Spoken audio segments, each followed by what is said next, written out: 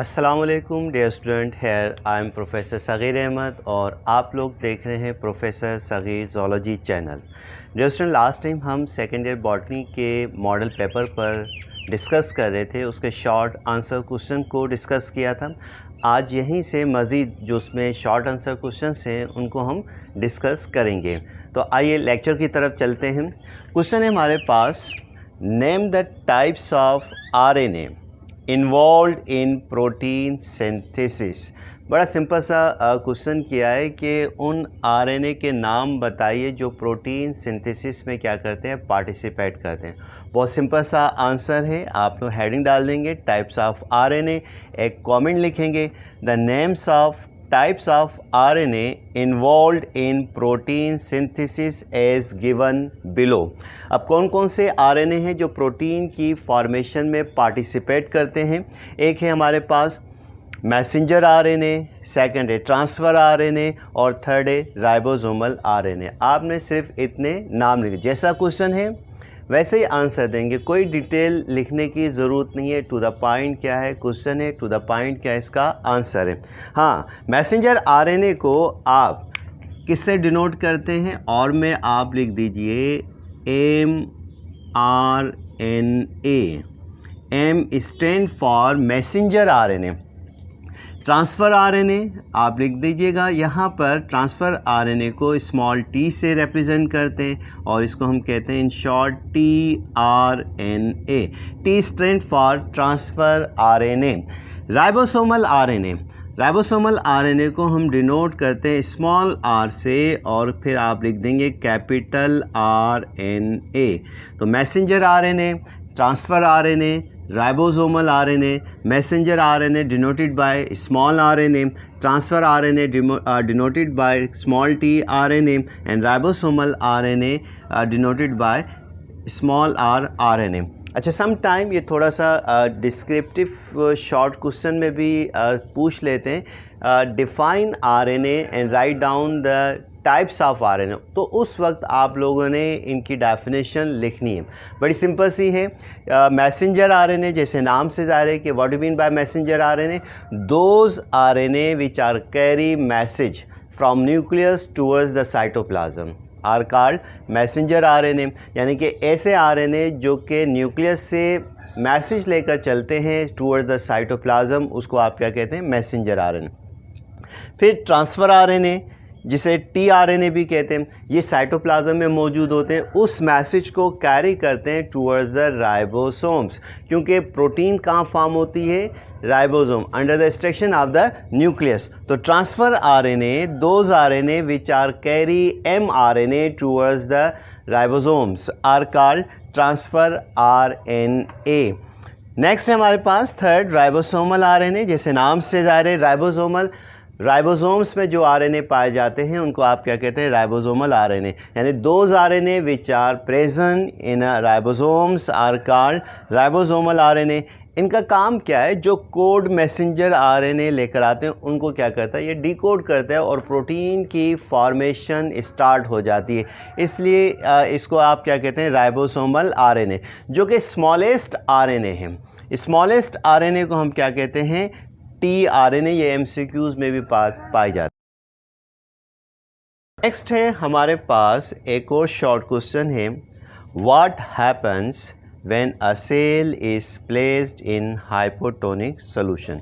यहाँ पर एक जनरल बात कह दी है कि अगर किसी सेल को ये डिनोट नहीं किया कि प्लांट सेल है या एनिमल सेल, अगर किसी सेल को हाइपोटोनिक मीडियम में ऐड करते हैं तो क्या होता है। बड़ा सिंपल सा आंसर है, हम दोनों बातें करेंगे, प्लांट सेल के साथ क्या होता है और एनिमल सेल के साथ क्या होता है। When plant cell and animal cell placed in hypotonic solution, the plant cell can not burst due to the presence of cell wall, while animal cell burst due to the absence of cell wall. के क्या मतलब कि अगर आप plant cell को अगर hypertonic solution में add करते हैं तो वो बस्ट नहीं होता, क्योंकि उसके गिर्द रिजिड बाउंड्री होती है जिसे हम क्या कहते हैं, सेल वॉल कहते हैं, which is usually made up of cellulose. जबकि एनिमल सेल में जो उसकी आउटर मोस्ट बाउंड्री होती है डेलिकेटेड मेम्ब्रेन है, प्लाज्मा मेम्ब्रेन जिसे सेल मेम्ब्रेन भी कहते हैं, प्लाज्मा लीमा भी कहते हैं, वो बस्ट हो जाती है। कैसे बस्ट होती है, आइए इसका थोड़ा सा कॉन्सेप्ट समझते हैं। लेट्स सपोज दैट कि ये हमारे पास एक प्लांट सेल है, ठीक है, और ये प्लांट सेल की आउटर मोस्ट क्या है, वॉल है। इस वॉल को हम क्या कहते हैं, सेल वॉल कहते हैं, और इसको ऐसे मीडियम में रखा गया है एक्सटर्नल इन्वायरमेंट के, जो कि हमारे पास क्या है, इसका एक्सटर्नल इन्वायरमेंट कैसा है, हाइपोटोनिक है। ये हमारे पास क्या है, हाइपोटोनिक। ये तमाम चीज़ें लेक्चर्स में चैप्टर 4 में भी डिस्कस कर चुके हैं, चैप्टर 14 में भी डिस्कस कर चुके हैं। सोल्यूशन की टाइप्स होती हैं on the basis of concentration. ये इसका क्या है, एक्सटर्नल इन्वायरमेंट है, जो कि कैसा है, हाइपोटोनिक है। What you mean by hypotonic, ये दो ग्रीक वर्ड्स का कॉम्बिनेशन है। एक हमारे पास क्या है, हाइपो, इसको हमने स्प्लिट कर दिया ताकि बात आसानी से समझ में आ सके, और दूसरा है टोनिक। हाइपो मीन लो, टोनिक मीन जैसे नाम से ज़ाहिर है कंसंट्रेशन। किसकी कंसंट्रेशन, किसकी ताकत, सॉल्यूशन की अगर पावर यानी ताकत, उसकी कंसंट्रेशन कम है तो उसे आप क्या कहते हैं, हाइपोटोनिक सोल्यूशन कहते हैं। यानी कि low concentrated solution is said to be hypotonic solution. अब इसका जो इंटरनल इन्वायरमेंट है, इस प्लांट सेल का जो इंटरनल इन्वायरमेंट है वो यूजुअली कैसा है, हाइपरटोनिक है। कैसा है, हाइपर, यानी कि जो इंटरनल इन्वायरमेंट कैसा है, हाइपरटोनिक है। हाइपर मीन्स हाई, ज़्यादा, और टोनिक मीन कंसंट्रेशन। तो high concentrated solution is said to be the hypertonic solution. अब एक सेल, प्लांट सेल है, उसको प्लेस कर दिया हाइपोटोनिक। अब हाइपोटोनिक से क्या मुराद है कि वाटर यानी कि सॉल्वेंट ज़्यादा है और सॉल्यूट कम है, जबकि हाइपरटोनिक में सॉल्वेंट कम है, सॉल्यूट ज़्यादा है। तो अब वाटर पोटेंशियल की बुनियाद पर वाटर पोटेंशियल क्या है, capacity of living system to loss the water, यानी किसी भी सिस्टम में पानी की कमी को उसका वाटर पोटेंशियल कहते हैं। पानी ज़्यादा है, वाटर पोटेंशियल ज़्यादा, पानी कम है, वाटर पोटेंशियल कम। तो पानी अपने हाई वाटर पोटेंशियल से लो वाटर पोटेंशियल की तरफ क्या करता है, मूव करता है। अब मैंने यहाँ पर कहा कि हाइपोटोनिक यानी कि सॉल्वेंट ज़्यादा, पानी ज़्यादा, पानी की कंसंट्रेशन यानी कि उसकी टोनोसिटी क्या है, ज़्यादा है। हाइपरटोनिक जिसमें पानी कम है, यानी कि पानी की जो अपनी कंसंट्रेशन है उसकी जो टोनोसिटी है वो कम है, और सॉल्यूट की कंसंट्रेशन ज़्यादा है। तो आउटसाइड टू इनसाइड पानी चारों तरफ से सेल के अंदर क्या होगा, दाखिल होगा। वाटर क्या है, चारों तरफ से इन होगा। ये वाटर इन हो रहा है, H2O अंदर गया सेल के अंदर। उसके बाद क्या होता है, उसके बाद cell Aahista Aahista swell up होता है, यानी कि उसकी टर्जिडिटी बढ़ती चली जाती है और मुकम्मल सैचुरेटेड हो जाता है, फूल जाता है। और कंप्लीट सैचुरेटेड सेल को आप क्या कहते हैं, टर्जिड सेल कहते हैं। अब सेल का अपना जो सेल शेप है, जो उसका जो साइटोप्लाज्म है प्लस सेल शेप है, वो सेल वॉल के ऊपर क्या करेगा, प्रेशर डालेगा इनसाइड। ये प्रेशर डेवलप हुआ जिसकी वजह से अब ये इस प्रेशर को हम कहते हैं टर्गर प्रेशर। क्या कहलाता है ये, टर्गर pressure.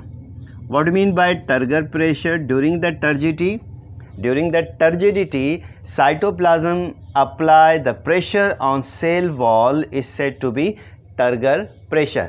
अब ये टर्गर प्रेशर सेल वॉल इसको रेजिस्ट करती, इसको बर्दाश्त कर लेती, जिसकी वजह से प्लांट सेल बर्स्ट नहीं होता।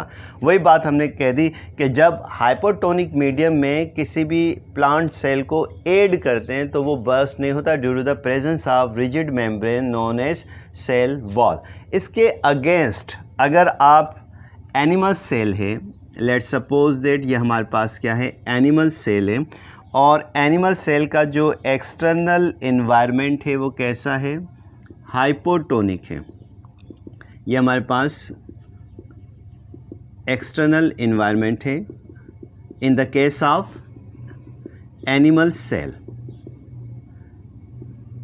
अब यहाँ पे भी पानी अंदर जाएगा। अब बेसिकली प्रोसेस कौन सा हो रहा होता है, बेसिक प्रोसेस जो हो रहा होता है सेल का वो होता है एंड ऑस्मोसिस चल रहा होता है, चाहे प्लांट सेल हो चाहे एनिमल सेल हो। तो हाई वाटर पोटेंशियल से लो वाटर पोटेंशियल की तरफ वाटर क्या करेगा, मूव करेगा। This phenomenon also called and osmosis. अब सेल आहिस्ता आहिस्ता फूलता चला जाएगा, जबकि सेल का जो अपना साइटोप्लाज्म है, उसका जो सेल सॉल्यूशन है, वो सेल मेम्ब्रेन के ऊपर प्रेशर अप्लाई करेगा, चारों तरफ से सेल मेम्ब्रेन के ऊपर प्रेशर अप्लाई करेगा। अब plasma membrane very delicated, very thin, तो उस प्रेशर को बर्दाश्त नहीं कर पाती और वो क्या हो जाती है, बर्स्ट हो जाती है। तो यही वजह है कि रीज़न आता है एग्ज़ाम में कि जब किसी सेल को, चाहे वो प्लांट सेल हो और या एनिमल सेल हो, हाइपोटोनिक मीडियम में ऐड करते हैं तो क्या होता है, due to the end osmosis उसका इंटरनल टर्गर प्रेशर बढ़ जाता है। प्लांट सेल के गिर्द सेल वॉल होती है जो उस टर्गर प्रेशर को बर्दाश्त कर लेती है, जिसकी वजह से वो बर्स्ट नहीं होता।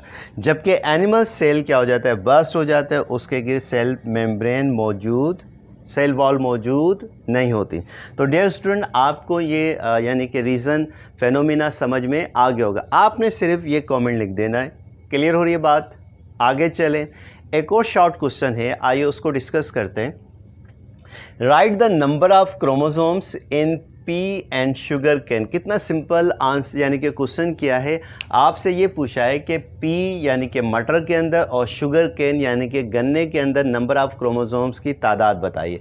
आप आंसर लिख देंगे the number of chromosomes in pea and sugar cane as given below. अब पी का जो बोटेनिकल नेम है, अगर आप लिखना चाहें लिख सकते हैं पीसम सटाइवम। कितने क्रोमोसोम्स होते हैं टोटल, 14 या 7 पेयर्स ऑफ क्रोमोसोम्स। सेकंड है आपके पास शुगर कैन। शुगर कैन का जो बोटेनिकल नेम है सैकरम ऑफिसिनेरम, सैकरम ऑफिसिनेरम। अब इसमें क्रोमोसोम्स की तादाद कितनी होती है, 80 होती है, विच मीन्स दैट 40 पेयर्स। तो इतना सा आपने लिखना है और नंबर गेन कर लेने। तो उम्मीद है कि डियर स्टूडेंट लेक्चर आपको समझ में आ गया होगा। आपने कुछ नहीं करना, टू द पॉइंट ये लिख देना है एग्ज़ाम में और नंबर गेन कर लेंगे।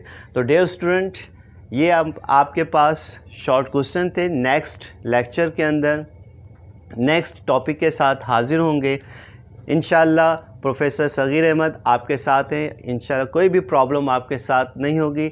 अगर कोई प्रॉब्लम है तो डियर स्टूडेंट कमेंट्स ज़रूर कर दिया करें, लाइक कर दिया करें। लाइक और कमेंट्स आपके मेरे लिए एटीपी का काम कर रहे होते हैं, एनर्जी मिल रही होती है, मैं एक्टिव हो जाता हूँ और आपके सामने नए लेक्चर लेकर हाजिर हो जाता हूँ। तो इस चैनल को ज़रूर सब्सक्राइब करें ताकि हर आने वाला जो लेक्चर है इम्पॉर्टेंट आपके पास फर्स्ट एंड फर्स्ट पहुँच सके और आप लोगों को किसी भी किस्म का प्रॉब्लम ना हो। तो उम्मीद है कि डियर स्टूडेंट लेक्चर समझ में आ गया होगा।